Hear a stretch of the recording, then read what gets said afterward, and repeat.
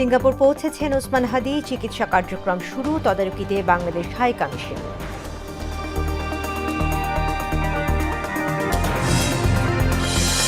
নির্ধারিত সময়ে নির্বাচন অনুষ্ঠিত হবে বললেন তারেক রহমান। গণতন্ত্র নস্যাৎ ষড়যন্ত্রের বিরুদ্ধে সজাগ থাকার আহ্বান মির্জা ফখরুলের। নির্বাচন আয়োজন নিয়ে শঙ্কা নেই, ফের জানালেন সিইসি। হাদির ওপর হামলাকে বিচ্ছিন্ন ঘটনা হিসেবে দেখছে কমিশন। এবং হাদির হামলাকারীদের গ্রেফতার সহ ৩ দাবিতে শিক্ষার্থীদের সচিবালয় অভিযাত্রায় পুলিশি বাধা। স্বরাষ্ট্র উপদেষ্টার পদত্যাগ দাবি।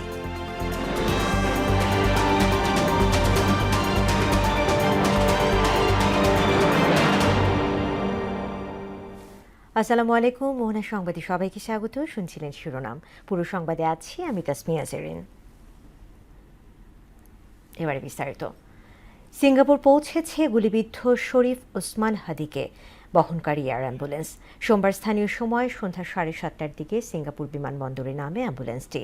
এর আগে এদিন বেলা 11:22 সিঙ্গাপুর থেকে এয়ার অ্যাম্বুলেন্সটি ঢাকায় পৌঁছে। পরবর্তীতে দুপুরের দিকে এভারকেয়ার হাসপাতাল থেকে অ্যাম্বুলেন্সে করে ওসমান হাদিকে বিমানবন্দরে নেওয়া হয়। দুপুর 1:55 হজরত শাহজালাল আন্তর্জাতিক বিমানবন্দর থেকে উড্ডয়ন করে এয়ার অ্যাম্বুলেন্সটি। সিঙ্গাপুরে তার চিকিৎসা কার্যক্রম শুরু হয়েছে।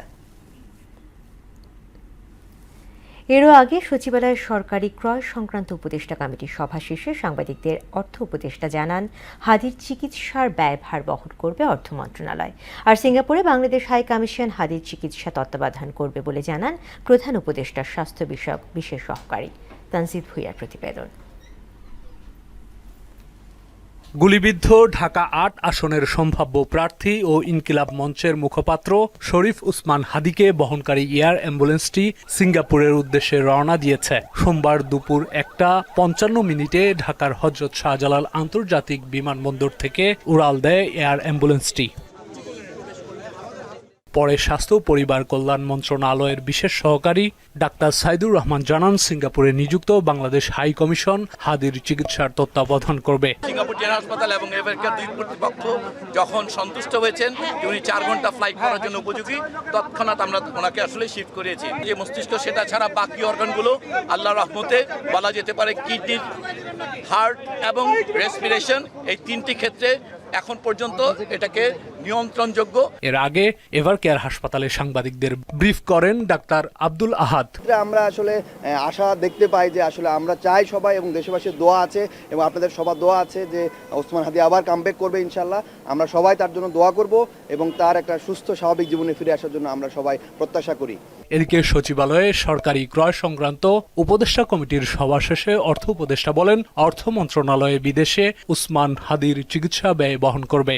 অবভিয়াসলি টাকা ইনভলভ, আর অর্থ মন্ত্রণালয় আমরা বলেছি যে আমরা যাই লাগে অর্থ মন্ত্রণালয় তাদের নিজস্ব বাজেট থেকে দিচ্ছে। পৌঁছার পর সিঙ্গাপুর জেনারেল হাসপাতালে হাদির চিকিৎসা কার্যক্রম শুরু হবে। যখন ডিসিশন নিয়েছে বোর্ড যখন বলেছে। তানজিদ ভুঁইয়া, মোহনা সংবাদ, ঢাকা। নির্ধারিত সময়ে দেশে নির্বাচন হবে আশা জানিয়ে সে নির্বাচনে জনগণের সঙ্গে থাকার প্রত্যয় জানিয়েছেন বিএনপির ভারপ্রাপ্ত চেয়ারম্যান তারেক রহমান। সন্ধ্যায় রাজধানীতে বিএনপি আয়োজিত আলোচনায় ভার্চুয়ালি যুক্ত হয়ে এসব কথা বলেন তিনি। আর স্বাধীনতা বিরোধী শক্তি নতুন করে গণতন্ত্র নস্যাতের ষড়যন্ত্রে লিপ্ত হয়েছে দাবি করে সবাইকে সজাগ থাকার আহ্বান জানালেন দলের মহাসচিব মির্জা ফখরুল ইসলাম আলমগীর। তানজিদ ভুঁইয়ার আরেকটি প্রতিবেদন। মহান বিজয় দিবস উপলক্ষে রাজধানীর ইঞ্জিনিয়ার্স ইনস্টিটিউশনে এ আলোচনা সভার আয়োজন করে বাংলাদেশ জাতীয়তাবাদী দল বিএনপি। এতে যোগ দেন দলের স্থায়ী কমিটির সদস্য সহ বিভিন্ন পর্যায়ের নেতারা। ভার্চুয়ালি যুক্ত হয়ে বক্তব্য রাখেন বিএনপির ভারপ্রাপ্ত চেয়ারম্যান তারেক রহমান। বিএনপির সিনিয়র নেতারা এ সময় অভিযোগ করে বলেন, আগামী নির্বাচন বাধাগ্রস্ত করতে ষড়যন্ত্রের জাল বোনা হচ্ছে। শান্তিপূর্ণ পথে নির্বাচনের দিকে এগিয়ে যাওয়ার আহ্বানও জানান তারা। দেশে একটি গণতান্ত্রিক সমাজ ব্যবস্থা এবং রাষ্ট্র ব্যবস্থা প্রতিষ্ঠার পথে সামনের দিকে এগিয়ে চলেছি। দেশের মানুষ সেদিন প্রমাণ করবে উনি একটা নতুন বাংলাদেশ দেখবেন, এবং নির্বাচনের পরে এবং আগে মিলে উনি আমাদেরকে আর কি নতুন বাংলাদেশ উপহার দেবেন বলে আমি আশা করি। বিএনপি মহাসচিব এতে বলেন, স্বাধীনতার এত বছর পরও পরাজিত শক্তি দেশের বিরুদ্ধে ষড়যন্ত্র করছে। যে নির্বাচনে এই দেশে উদার গণতান্ত্রিক একটা বাংলাদেশ আমরা নির্মাণ করব, নাকি পশ্চাৎপদ একটা বাংলাদেশের দিকে চলে যাব। জনগণের ভোটে আমরা যদি নির্বাচিত হয়ে আসি, তা আমরা নিশ্চিত করব যে জুলাই যোদ্ধা সকলকে আমরা নিরাপত্তা দেব। এ সময় নিজেদের স্বার্থে একটি চক্র স্বাধীনতা ও মুক্তিযুদ্ধের ইতিহাস বিকৃত করে নতুন ইতিহাস রচনার চক্রান্ত করছে বলে অভিযোগ করেন দলের ভারপ্রাপ্ত চেয়ারম্যান তারেক রহমান। প্রতিটি আন্দোলন সংগ্রামে প্রমাণিত হয়েছে, জনগণ ঐক্যবদ্ধ থাকলে জনতার বিজয় কেউ ঠেকিয়ে রাখতে পারে না। সুতরাং আল্লাহর উপরে ভরসা রেখে আমরা সকলে যদি ঐক্যবদ্ধভাবে জনগণের অধিকার প্রতিষ্ঠার মিছিল এগিয়ে নিয়ে যেতে থাকি, ইনশাআল্লাহ ষড়যন্ত্রকারীরা অবশ্যই পিছু হটতে বাধ্য হবে। স্বাধীনতা ও মুক্তিযুদ্ধকে অপব্যবহার করতে ষড়যন্ত্রকারীদের রূপ পরিবর্তন হলেও চরিত্র বদলায়নি বলেও অভিযোগ করেন তিনি। ষড়যন্ত্র কিন্তু এখনো থেমে নেই। গণতন্ত্রের পক্ষে সাহসী সন্তান ওসমান হাদিকে গুলি করার যে ঘটনাটি, এটা কিন্তু সেই ষড়যন্ত্রের অংশ। জনগণের ভোটে জনগণের সরকার প্রতিষ্ঠিত না হলে কাদের লাভ? আগামী নির্বাচনের উপরই দেশের সার্বভৌমত্ব নির্ভর করছে বলেও মন্তব্য করেন তারেক রহমান। নির্বাচনের সঙ্গে জড়িত আছে বাংলাদেশের স্বার্থ এবং সার্বভৌমত্বকে সুসংহত রাখার প্রশ্ন। ভুইয়া, মোহনা সংবাদ, ঢাকা। ত্রয়োদশ জাতীয় নির্বাচন ও গণভোট নির্ধারিত সময় হবে, এতে কোনো শঙ্কা নেই বলে জানিয়েছেন প্রধান নির্বাচন কমিশনার এএমএম নাসিরউদ্দিন। সকালে রাজধানীতে তরুণদের ভোট নিয়ে আয়োজিত এক অনুষ্ঠানে তিনি কথা জানান। আইনশৃঙ্খলা পরিস্থিতি বর্তমানে উন্নত হয়েছে উল্লেখ করে ওসমান হাদি হত্যা চেষ্টাকে বিচ্ছিন্ন ঘটনা বলেও মন্তব্য করেন সিএসি। এমআর আসাদের রিপোর্ট। সোমবার সকালে রাজধানীর একটি কনভেনশন সেন্টারে ইউথ ভোটার প্রোগ্রামে অংশ নেন প্রধান নির্বাচন কমিশনার এএমএম নাসিরউদ্দিন। তরুণ ভোটারদের নির্বাচন সম্পর্কে ধারণা দেয়া হয় এই অনুষ্ঠানে। বক্তব্যে সিইসি নাসির জানান, নির্বাচন ও গণভোট নিয়ে কোনো শঙ্কা নেই। নির্ধারিত সময়ে তফসিল মেনেই সম্পূর্ণ হবে নির্বাচন। We are fully prepared to move ahead. Election হবে ইনশাআল্লাহ, সবাইকে সাথে নিয়েই হবে, সবার সহযোগিতা নিয়েই হবে। এ ব্যাপারে কোনো শঙ্কা নেই। যাই আসুক না কেন, যত ধরনের দুশ্চিন্তা আপনাদের মাথায় আসুক না কেন, দুশ্চিন্তা মাথা থেকে ঝেড়ে ফেলুন। ইনকিলাব মঞ্চের আহ্বায়ক ওসমান হাদি হত্যা চেষ্টাকে বিচ্ছিন্ন ঘটনা হিসেবে উল্লেখ করেন তিনি। জানান, নির্বাচনী আবহে এমন ঘটনা পূর্বেও ঘটেছে। আইনশৃঙ্খলা অবনতি হলো কোথায়? একটু মাঝে মধ্যে দুই একটা খুন খারাপি হয়। এই যে হাদির একটা ঘটনা হয়েছে, আমরা এগুলো বিচ্ছিন্ন ঘটনা বলে মনে করি। এই ধরনের ঘটনা তো সবসময় ছিল। আগে কি আহসানুল্লাহ মাস্টার খুন হয় নাই? আইনশৃঙ্খলা বাহিনী সব ধরনের নাশকতা ঠেকাতে প্রস্তুত বলেও জানান নাসিরউদ্দিন। প্রয়োজনীয় নির্দেশনা দিয়েছি, ইনশাআল্লাহ আমাদের আইনশৃঙ্খলা বাহিনী সম্পূর্ণ প্রস্তুত যে ভবিষ্যতে যাতে ইলেকশনের সময় পর্যন্ত শান্তি শৃঙ্খলা যাতে বজায় থাকে। এমআর আসাদ, মোহনা সংবাদ, ঢাকা। আমাদের আইনশৃঙ্খলা দেশজুড়ে আলোচিত কয়েকটি ঘটনা সামাল না দিতে পারায় স্বরাষ্ট্র উপদেষ্টাকে ব্যর্থ বলছেন ঢাকা বিশ্ববিদ্যালয়ের শিক্ষার্থীরা। দুপুরে হাদির উপর হামলাকারীদের গ্রেফতার সহ 3 দাবিতে সচিবালয় অভিমুখে গেলে পুলিশি বাধার মুখে পড়েন তারা। পরে স্বরাষ্ট্র উপদেষ্টার সঙ্গে বৈঠকে বসেন শিক্ষার্থীরা। এদিকে স্বরাষ্ট্র উপদেষ্টা ব্যর্থ উল্লেখ করে তার পদত্যাগ দাবি করেছে ছাত্র অধিকার পরিষদ। শামীমুজ্জামানের সহায়তায় আরও জানাচ্ছেন মোহাম্মদ জুয়েল।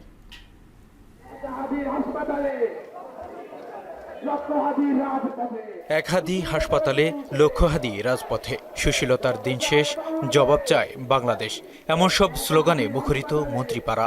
এই যে আক্রমণ, সেটা বাংলাদেশের সার্বভৌমত্বের উপর আক্রমণ বলে আমরা এটা বিশ্বাস করি। আমরা বাংলাদেশ চেয়েছিলাম যেখানে কোনো ফ্যাসিবাদ থাকবে না, মানুষ নিরাপত্তার সাথে বাস করবে।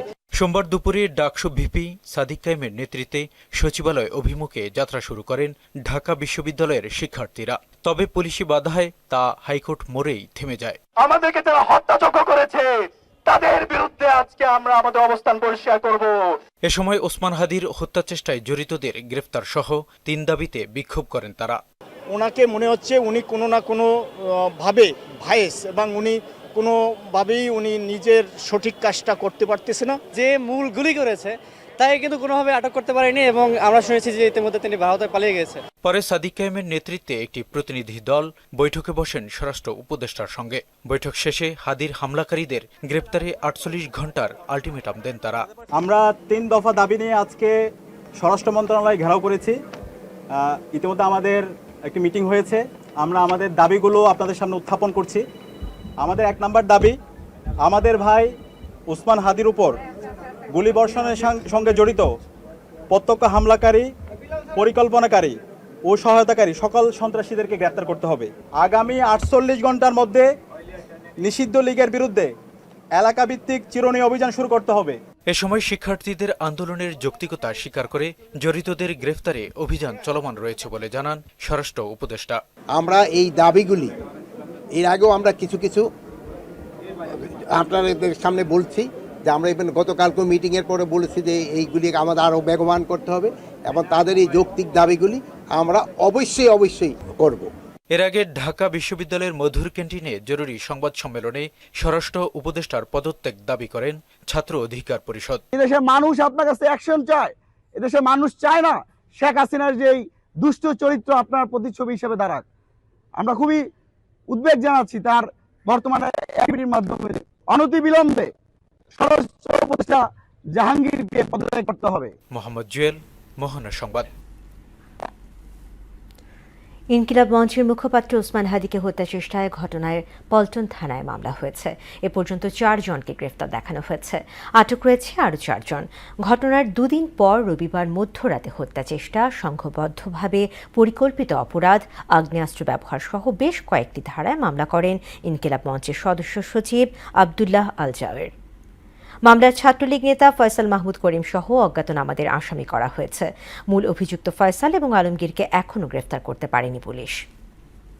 ইনকিলাব মঞ্চের মুখপাত্র জনাব ওসমান হাদির উপর যে হামলা, সেই হামলার প্রেক্ষিতে গতকাল পল্টন থানায় একটি মামলা রুজু করা হয়েছে। ইনকিলাব মঞ্চের সদস্য সচিব বাদী হয়ে মামলাটি রুজু করেন। ইতিমধ্যে আপনারা জানেন এই মামলার সন্দিগ্ধ হিসেবে র্যাব কর্তৃক 4 জন আমাদের কাছে হস্তান্তর করা হয়েছে। এর বাইরে আমরা শেরপুরের নলিতা বাড়ি থেকে 2 জনকে আটক করেছি। তাদের ব্যাপারে যাচাই বাছাই চলছে। এবারে বিজয়ের মাস, ডিসেম্বর প্রসঙ্গ।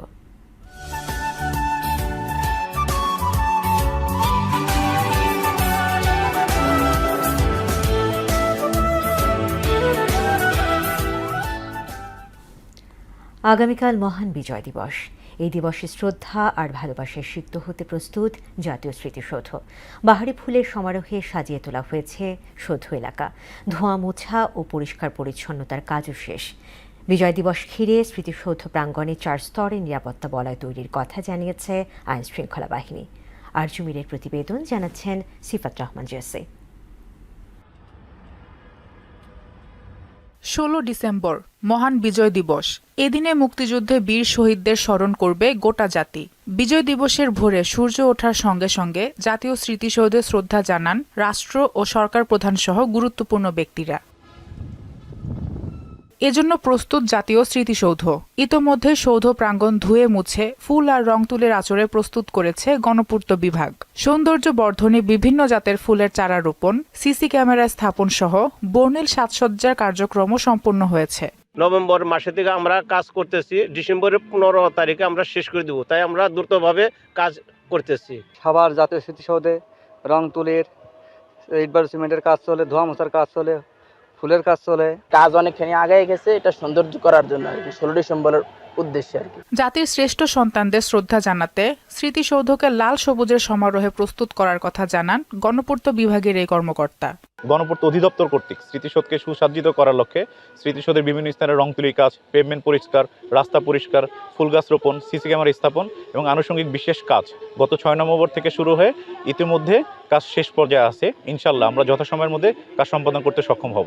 এবছর 4 স্তরে নিরাপত্তা ব্যবস্থা জোরদার করা হয়েছে এবং প্রায় 4000 আইন শৃঙ্খলা বাহিনী মোতায়েন থাকবে বলে জানায় পুলিশ প্রশাসন।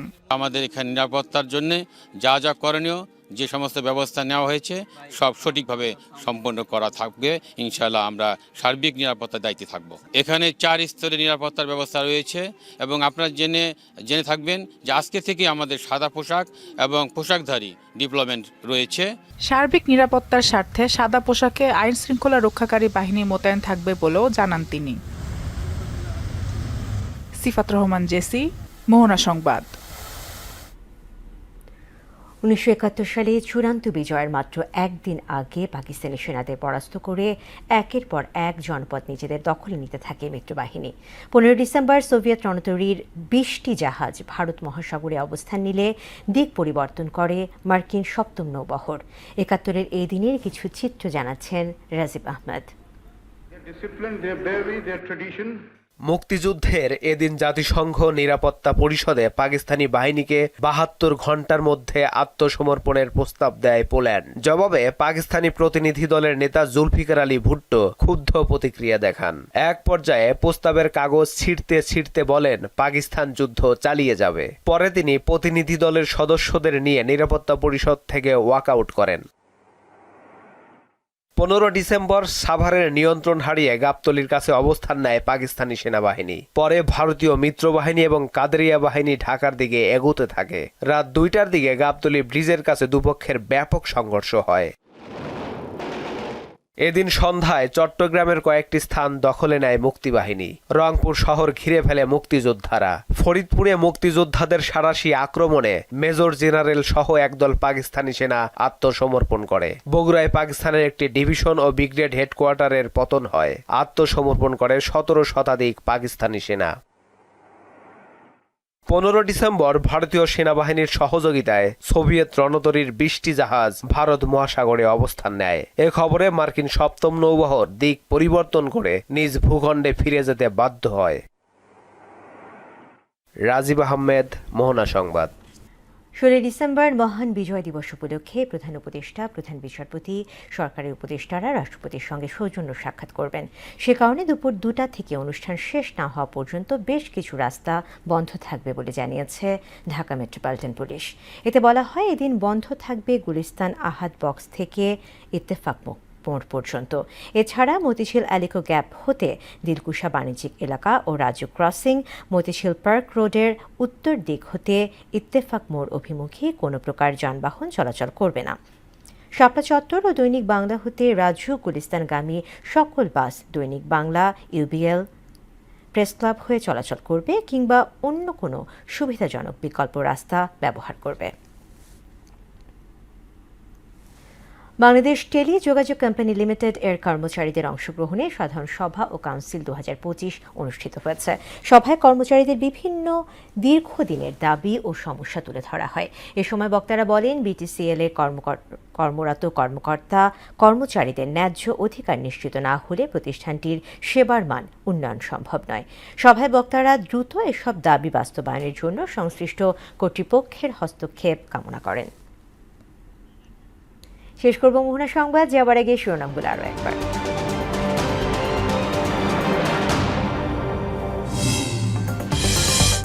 সিঙ্গাপুর পৌঁছেছেন ওসমান হাদি, চিকিৎসা কার্যক্রম শুরু, তদারকিতে বাংলাদেশ হাই কমিশন।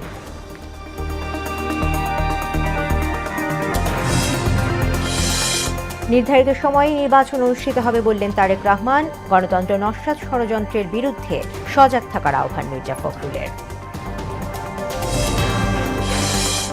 নির্বাচন আয়োজন নিয়ে শঙ্কা নেই, ফের জ্বালালেন সিএসসি। হাদির ওপর হামলাকে বিচ্ছিন্ন ঘটনা হিসেবে দেখছে কমিশন। এবং হাদির হামলাকারীদের গ্রেফতার সহ 3 দাবিতে শিক্ষার্থীদের সচিবালয় অভিযাত্রায় পুলিশি বাধা, স্বরাষ্ট্র উপদেষ্টার পদত্যাগ দাবি।